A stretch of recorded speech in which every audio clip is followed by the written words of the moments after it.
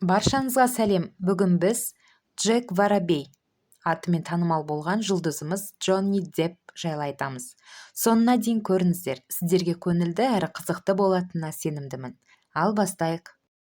Бастамас бұрын каналымызға тіркеліп қойыңыздар. Джон Кристофер Джонни Депп америкалық актер, продюсер және музыкант.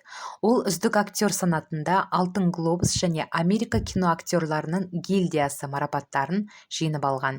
Депп 1980 жылдардағы Jump Street 21 телевизиялық топтамасында атақты бола бастап, тез арада жасөспірімдер арасындағы жұлдызға айналды.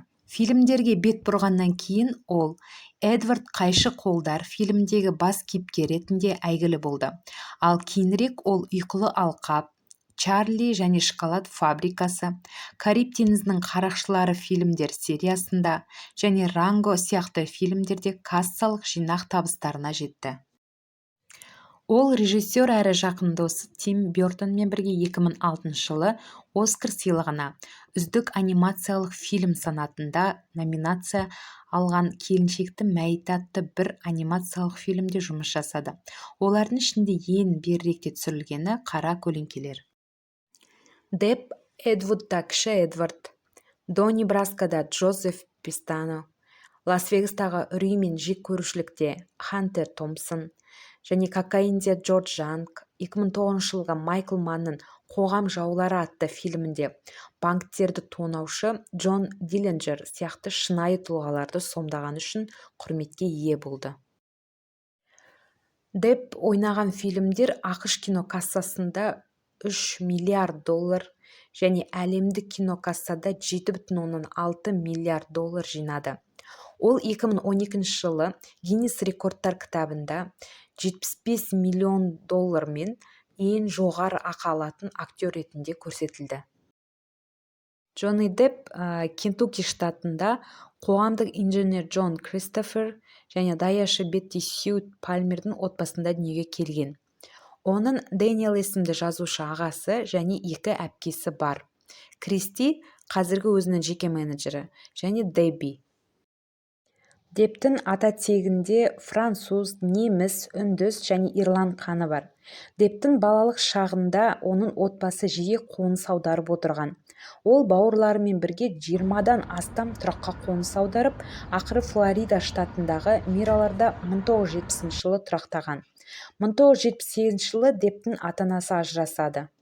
Бала кезінде ол отбасы мәселелерінен пайда болған стресстің әсерінен өз-өзін жарақаттаумен айналысуға бейім болған. Оның денесінде осы әдетінен қалған 7 не 8 тыртығы бар. Депптің ең алғашқы фильм рөлі 1984 жылғы Қарағаштар көшесіндегі сұмдық қорқынышты фильмінде болды. Онда ол басты кейіпкер қыздың жігітін және Фредди Крюгердің құрбандарының бірін ойнайды. 1990 жылы Тим Бертонның Эдвард Қайшы қолдар фильмінде басқалардан ерекшеленетін қолының орнына қайшылары бар жас жігіт Эдвардтың рөлін ойнауды өз мойнына алады. Дегенмен, фильм халықтың ыстық ықыласына бөленіп, Депп алғаш рет Алтын глобус марапатына номинация алады. Америкалық танымал журналист әрі жазушы Хантер Томпсонның шығармашылығының табынушысы, әрі оның ұзақ уақыттан бергі досы Депп жазушының фильммен аттас псевдо өмірбаяндық романына негізделген 1998 жылғы Лас-Вегастағы үрей мен жек көрушілік фильмінде Томпсонның Рауль Дюк атты бір кейпін сомдады. 2003 жылы ол Диснейдің Кариб теңізінің қарақшылары Қара маржан қарғысы фильмі өте сәтті шықты. Онда Депптің тартымды қарақшы капитан Джек Торғай ретіндегі жетекші рөлі жоғары бағаланды. Осы рөлі үшін Депп алғаш рет үздік актер санатында Оскар сыйлығына номинация алады.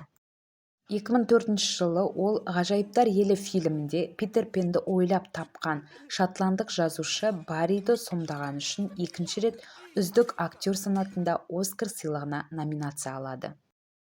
Депптің келесі басты рөлі 2005 жылғы Чарли және шоколад фабрикасы фильмдегі Вилли Вонка болды. Бұл фильм кинокассада ірі табысқа жетіп, оған үздік мюзикл және комедиядағы үздік актер санатында Алтын глобус номинациясына келеді.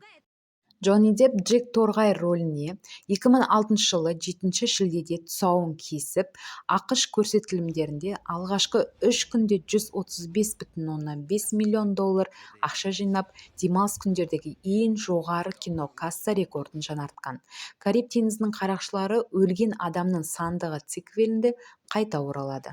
Кариб теңізі қарақшыларының келесі циквелі әлемнің қиырында 2007 жылы 24 мамырда жарыққа шықты.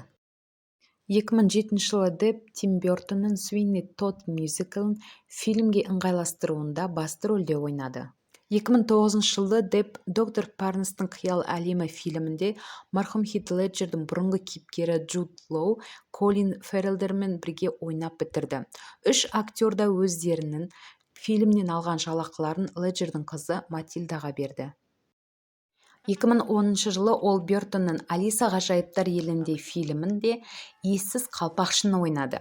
Сонымен бірге Анджелина Джолимен бірге Турист фильміне түсіп, осы 2 рөлі үшін де номинация алды. 2011 жылы ол 3 фильмде басты рөлді сомдады. Оскар сыйлығына ие болған Ранго атты анимациялық фильмде Ранго деген басты кейіпкер хамелеонды өз даусымен сөйлетті. Кариб теңізінің қарақшылары бейтаныс жағалауда фильмінде капитан Джек Торғай ретінде және жазушы Хантер Томпсонның Ром күнделігі атты кітабының фильм нұсқасында продюсер әрі бас кейіпкер Пол Кемп рөлінде көрінді. 1998 жылдан бері Депп 9 қақпа фильмінің Франциядағы түсірілімі кезінде танысқан француз әншісі әрі актрисасы Ванесса Парадимен жақсы қарым-қатынаста болып келеді. Депп пен Парадидің 2 баласы бар. 1999 жылы 27 мамырда дүниеге қызы Лили Роуз Мелоди Депп және 2002 жылы 9 сәуірде туған ұлы Джон Кристофер Джек Депп үшінші. 2007 жылы оның қызы қатты науқастан жазылып шықты.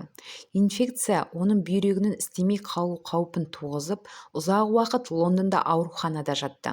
Депп Суини Тодд фильміндегі жұмысын тоқтата тұрып, қызы жазылғанша өзі жанында болды.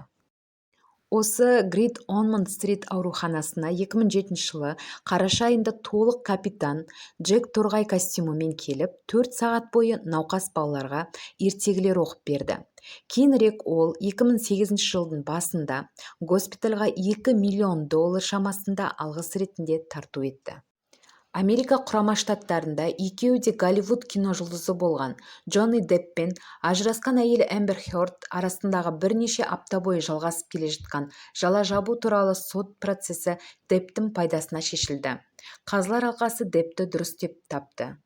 Эмбер Хёрд 2016 жылы ажырасып кеткен Джонни Деппке $15 миллион өтемақы төлеу керек деп шешілді. Қазылар алқасы Эмбер Хёрдтың Вашингтон Пост газетіндегі 2018 жылы жариялаған мақаласын Деппті отбасы ішінде зорлық-зомбылық көрсететін қоғам қайраткері деп сипаттап, оған жала жапқаны үшін үкімін берді.